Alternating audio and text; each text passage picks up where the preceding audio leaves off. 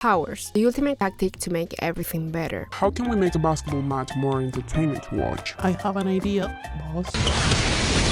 Cool. Made it cooler. Think about it. How would a real battle of Beyblades looks like without all the powers and the weird creatures appearing mid-fight? Wow, so amazing! By introducing powers, you give the story a whole new level of complexity, and everything looks cooler. Do you know who figured out this? Japanese people. They always figure stuff before we do. And you know an anime that have really cool powers?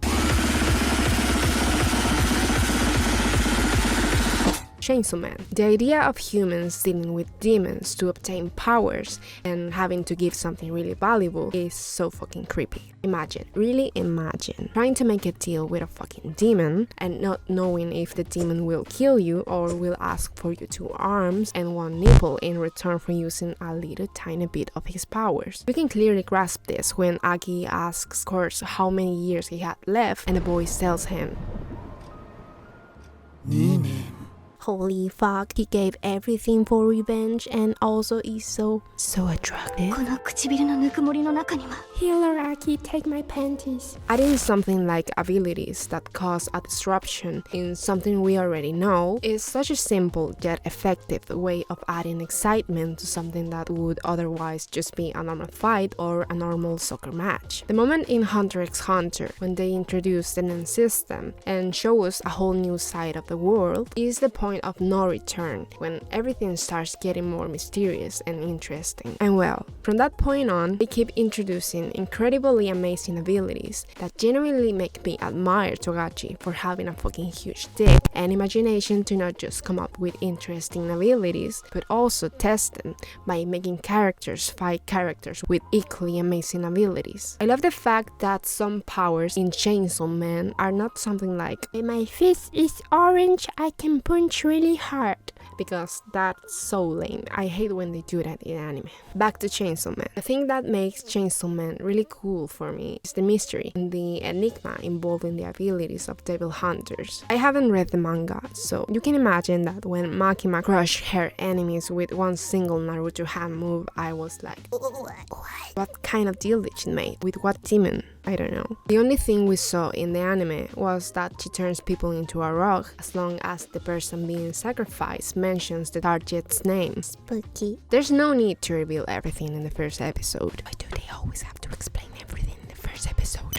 Now, one of the most important things about abilities, in my opinion, is the aesthetic side. Please, tell me that Aki didn't become the coolest character in the series the moment you saw him make the hand gesture and said, cool.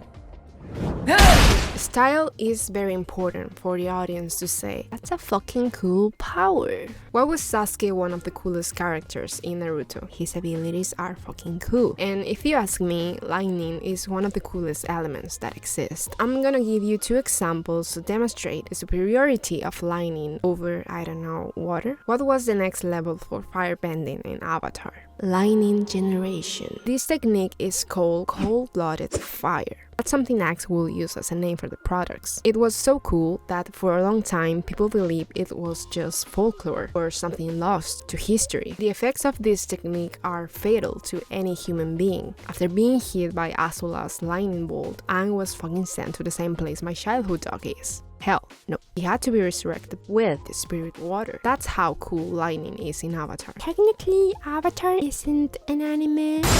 Example number 2. What power did Killua, the best character in Hunter x Hunter, develop? I think Gon is the best character. Lightning. Killua going Godspeed and running faster than me using flight mode in Minecraft after saying I won't use shit was cool. I'm sorry, there's clearly supremacy in the elements tier. That's why almost no normal kid choose Bulbasaur as their first Pokemon. What Pokemon do you want, son? We have this beautiful creature capable of breathing fire, this other creature not as cool as the fire one but in some episodes wears glasses, and this one, a plant. I want that one, Mom. That was never an option, Jimmy. When style and power come together, it's one of the coolest things out there. And that's something that JoJo's Bizarre Adventure really knows. Do you know who else knows about style? Chainsaw Man. The way characters walk, talk, and move, everything is animated so well and everything looks so good. So those powers, they are depicted so well that's insane. There's this scene that I really love in episode 8 where the snake devil vanished in a split second after receiving Sawatari's cue. Beautiful.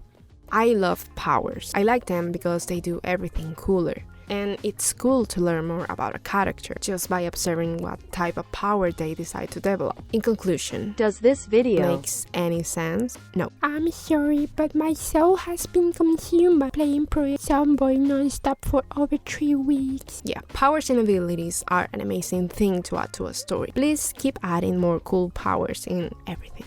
But please, stop allowing lame powers to exist, like throwing energy balls from the hands. I'm so excited to see how Chainsaw Man will develop. So let's enjoy it together. In my next video, I will talk about one of these 3 things. So if any of those ideas sound interesting to you, you can subscribe to be notified the next time I upload a video.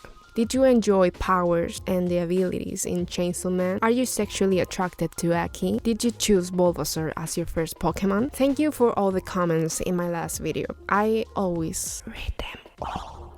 Hope you have an amazing week and see you soon. Bye bye.